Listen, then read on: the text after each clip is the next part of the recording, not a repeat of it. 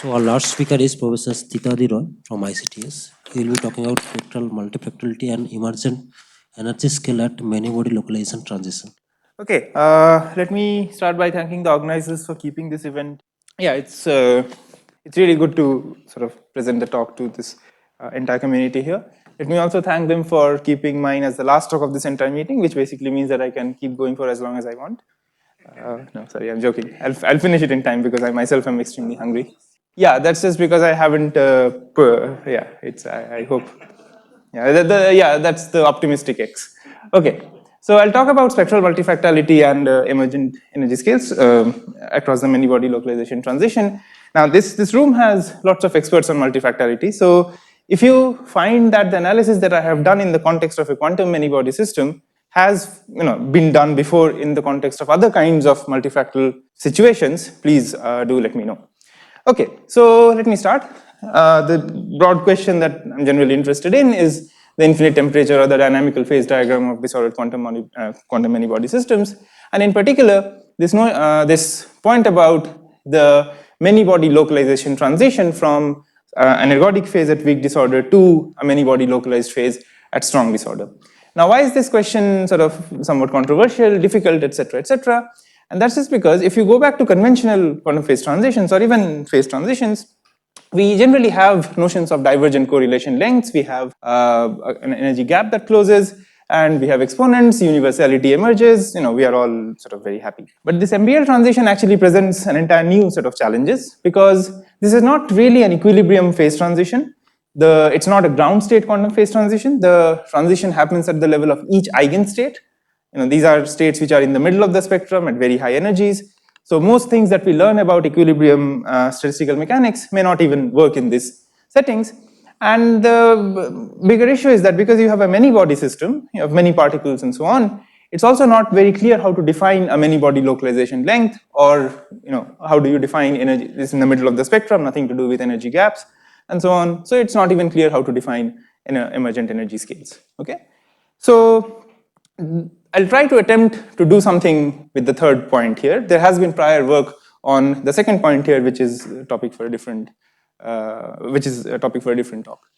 Okay, so the questions that I want to ask can be boiled down to two basic questions. How do the eigenstates delocalize in the energy space as the disorder strength is varied? And once you understand that behavior, you try to figure out, are there energy scales with universal critical behavior. So what I do is, let me just put the basic setting. There is some Hamiltonian which is disordered. There are some quantum fluctuations which try to delocalize the Hamiltonian. This has trivial eigenstates I with energy EI.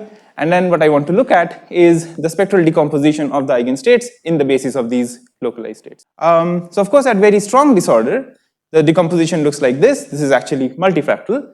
You can compute the inverse participation ratio in this many body Hilbert space, and it scales non-trivially with the dimension of the Hilbert space.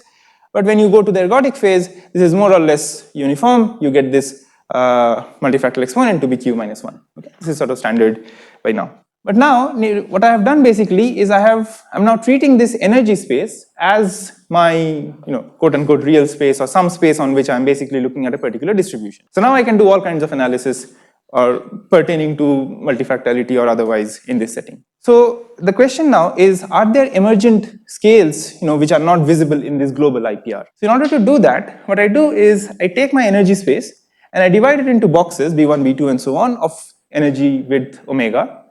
I dump all the weight inside a box into this quantity called Pi, which is basically the weight inside each box, and then I compute the inverse participation ratio of these box weights over all the boxes. Okay. Now there are some two trivial limits. When my omega becomes the size of the many body bandwidth, it goes to 1 because there's just one box, all the weight is in there. If my omega goes to 0, then each box can have at most one peak, and that just gives me the global IPR. So these are the two limits of this quantity that I know. But what happens in between is the question. Now, let me just sketch this with cartoons. Even if I don't get to the final numerical results, that's fine. So suppose I have a globally ergodic state, but it roughly looks something like this. Now, this is supposed to be a caricature of this actual numerical data, but I've drawn it in this way so that some particular features become clearer. So you see, you can think of this as a bunch of multifractal states being stacked together in an ergodic fashion. So that means, and let's say that each multifractal state has some energy width which is omega star. So if now my box width is much larger than this omega star, then I end up with an approximately uniform weight for each box, which is proportional to omega. And then if I compute this LQ, I should get an omega to the power q minus 1 behavior. Okay, good. But if I actually make my boxes very small, then the weight inside each box is not proportional to omega. It scales non-trivially with omega.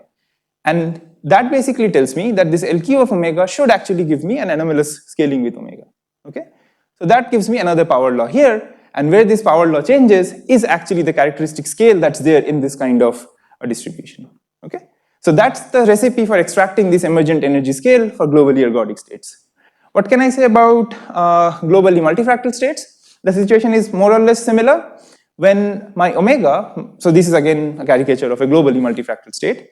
So if my omega is much smaller than the characteristic scale, then this box weight is basically 0 for many of them and non-zero for some others. So actually this LQ quantity has no connection whatsoever to omega. It's really just a property of the state that you are probing. It's just a question of how many boxes actually end up having a non-zero weight, and that's just a property of the state, nothing to do with your probing scale omega.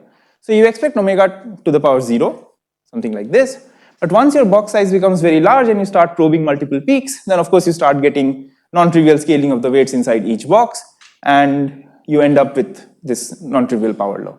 And this is my identification of these characteristic scales in the ergodic phase and in the MBL phase. Okay? In fact, I can stop my talk now, but in the remaining minute or so that I have, let me show that all of this seemingly hand-wavy story that I mentioned does actually work out. So this is numerical results for an actual disordered interacting quantum many-body system in the ergodic phase, and you do see this behavior. Let me not get into the details of the scaling. You can write down a very nice scaling ansatz for this based on very general arguments about how things should scale in two limits of small and large omega, and you can collapse all the data. This, believe me, this has all these points for all these gammas and all these system sizes, all good. So I know what omega star does. The localized phase is a bit tricky because it has this plateau, as I was suggesting from my hand-wavy argument, but this rise is slightly non-universal, and I say slightly non-universal because this omega star actually does scale non-trivially with the system size, but when omega goes to the bandwidth, which depends very weakly on system size, it has to actually hit 1. So I cannot actually collapse the entire curve, but I can collapse the part where it has a plateau. Excellent. It has a plateau, and the part where it deviates. Okay, so that's basically my identification of omega star. I can do a scaling analysis of how omega star behaves as I approach the MBL transition, and the final answer is that the critical scaling gives me a Kostel-Litz-Thouless type transition. This is just I'm just borrowing dictionary in terms of scalings with essential singularities and so on, nothing to do with vortices and all that. But this is nice because this is analogous to the scaling theory that you get from just the global IPRs, because remember that the global IPRs are also a diagnostic for the transition, and also from some phenomenological RGs, which I don't want to get into. Okay, that's my time, and thank you. Any questions? Nice talk.